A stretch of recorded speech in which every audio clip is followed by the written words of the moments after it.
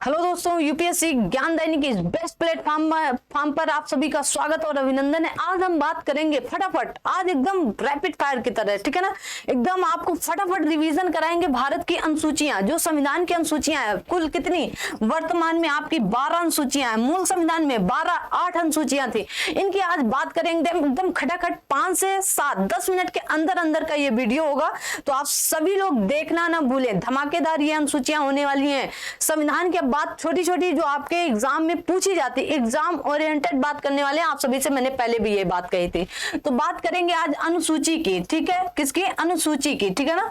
अनुसूची की बात करेंगे। कितनी है? तो मैंने कहा 8 और उसके बाद 12, 4 बाद में आपकी जोड़ी गई, ठीक है ना। संविधान में जब कुछ बड़ा जोड़ा जाता है तो वो अनुसूचियों पर चिपका दिया जाता है। किस पर? अनुसूचियों पर चिपकाया जाता है, क्योंकि भाग पर चिपकाएंगे तो संविधान अनुच्छेद पर उनको क्या करना, संविधान पर करेंगे, अरे मतलब अनुच्छेद पर उनको डिबेट करना पड़ेगा, फिर भाग पर तो वो बड़ी बड़ी चीजें कहाँ चिपकाई जाती है?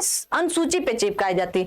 तो कितनी अनुसूचियां हैं? 12। पहली अनुसूची में भारत राज्यों का संघ होगा, भारत राज्यों का संघ होगा। राज्यों का संघ मतलब यूनियन होगा। ये बात कही गई आपके संविधान में, क्या होगा?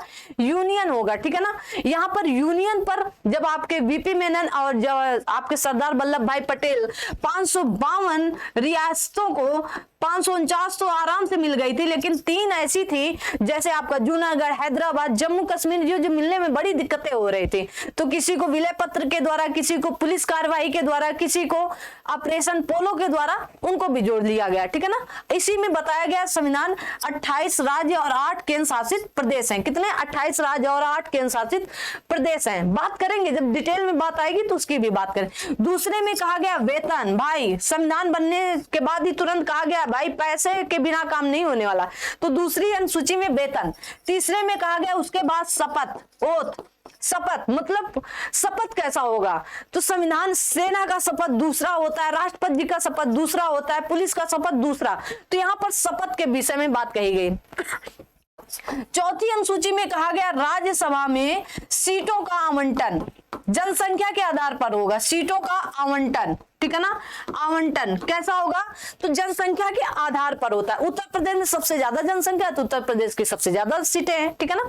5वीं अनुसूची में आप सभी लोगों को बताया गया है SC ST के लिए विशेष प्रावधान। क्या होगा? विशेष प्रावधान, ठीक है ना। इसे आप याद रखेंगे। मतलब हिंदू मुस्लिम सिख ईसाई तो ठीक ठाक थे, लेकिन SC ST अनुसूचित जाति अनुसूचित जनजाति के लिए विशेष प्रावधान किया गया, ठीक है ना। क्योंकि ये हमारी संस्कृति है, ये हमारी संस्कृति से जुड़े हुए लोग हैं ना। ये हमारे वन खेत ये यहाँ वहां सब जगह रहते हैं। 6वीं अनुसूची में कहा गया है पूर्वोत्तर राज्यों को विशेष राज्य, पूर्वोत्तर राज्यों का विशेष ध्यान दिया गया है, जिसमें आपका असम, उसके बाद कहा गया यहाँ पर मेघालय, उसके बाद त्रिपुरा, फिर मिजोरम। 4 राज्यों के लिए विशेष प्रावधान। यहाँ पर देखिए मणिपुर नहीं है, और आपकी कर्क रेखा भी मणिपुर से नहीं जाती है, त्रिपुरा मिजोरम से जाती है। याद रखना है आपको। ये दोनों पॉइंट जो आपके हैं, थोड़ा सा उल्टा बन गया। ये तीनों पॉइंट जो आपके हैं, ये तीनों पॉइंट क्या हैं आपके? यहां से ये त्रिपुरा और मिजोरम से तो जाती है क्या? कर्क रेखा। यही से त्रिपुरा और मिजोरम में विशेष ध्यान भी दिया गया। संविधान की अनुसूची 6 में ये बात कही गई। 7वीं अनुसूची में कहा गया शक्तियों का बंटवारा। क्या कहा गया? शक्तियों का बंटवारा। शक्तियों का बंटवारा कैसा होगा? तो यहां पर 3 संघ सूची, राज्य सूची और समवर्ती सूची। समझना बात को। संघ सूची में कितने विषय? 100। समवर्ती सूची में पहले आपके 60 कितने हुआ करते? तो आप कहोगे 66 हुआ करते थे, अभी वर्तमान में 61 है, ठीक है ना। समवर्ती सूची में 52 है, लेकिन पहले 47 हुआ करते थे। तो ये बात तो थी कब की? जब आपका संविधान 26 जनवरी 1950 को लागू हुआ था, तब से। अगर इसके बाद जैसे आपका इंस्टाग्राम, ऑनलाइन पढ़ाई, ऑनलाइन फेसबुक, ऑनलाइन ये ऑनलाइन वो वगैरह वगैरह, ये आप सबका आता है किसमें? अवशिष्ट सूची में। अवशिष्ट सूची में जो भी कुछ उसके बाद होगा, यहाँ पर इनफाइनाइट मतलब अनंत चीजें जोड़ी जा सकती हैं। कौन सी? अवशिष्ट सूची में। ध्यान रखना है, शक्तियों का विभाजन मतलब इसीलिए यहाँ को क्या कहा गया है? संघात्मक कहा गया है। क्या? संघात्मक, क्योंकि यहाँ राज्य और राज्य सरकार, केंद्र सरकार दोनों के हाथ पर शक्तियां हैं, ठीक है ना। लेकिन यहाँ पर हल्का हल्का सा ये सुरूर है, यहाँ पर केंद्र का ही तो फितूर है भी थोड़ा थोड़ा सा झलकता है, क्योंकि समवर्ती सूची पर भारी किसका रहता है? केंद्र का, ठीक है ना। शिक्षा पर, जैसे शिक्षा पर कोई संशोधन करना है तो केंद्र की बात ज्यादा मानी जाएगी, तो एकात्मक दिखता है, संघात्मक होते हुए भी एकात्मक दिखता है। अवशिष्ट सूचियों पर भी एकात्मक है, मतलब केवल केंद्र का ही बोलबाला है, ठीक है। संघ सूची में तो केंद्र का तो है ही है, ठीक है ना, तो इनको याद रखना है आपको, ठीक है। उसके बाद 8वीं अनुसूची में कहा गया, 8वीं अनुसूची में आपका भाषा, क्या कहा गया? भाषा, लैंग्वेज। पहले आपकी 14 भाषा थी, अब वर्तमान में आपकी 22 भाषाएं। कितनी है? तो आप कहोगे 22 भाषाएं। 22 भाषाओं में 15वीं जोड़ी गई, फिर उसके बाद 16वीं, 17वीं और 18वीं एक साथ जोड़ी गई, फिर उसके बाद 19वीं, 20वीं, 21वीं, 22वीं एक साथ जोड़ी गई। इनकी चर्चा करेंगे जब डिटेल में बात करेंगे, ठीक है ना। उसके बाद आपका नवा, भाई नवा आया भूमि सुधार। भूमि सुधार, ठीक है ना। भूमि सुधार पहले संविधान संशोधन के द्वारा, फर्स्ट अमेंडमेंट मतलब संशोधन के द्वारा, कब? 1951 में। किसके द्वारा जोड़ा गया? जवाहरलाल नेहरू जी के द्वारा। जमींदारी प्रथा को एकदम नस्तो नाबूद कर दिया गया, रातों रात यहाँ कहानियां बट गई, हमारे खेत ले लो भाई, पट्टा करा दो, ये लो वो लो, मतलब हाहाकार मच गया ना 1951 में, ठीक है ना। पहले संविधान संशोधन के द्वारा इसको जोड़ा गया। क्या किया गया? इसको जोड़ा गया, भूमि सुधार, ठीक है। उसके बाद 10वीं अनुसूची आती है, दल बदल। दल बदल, ठीक है ना।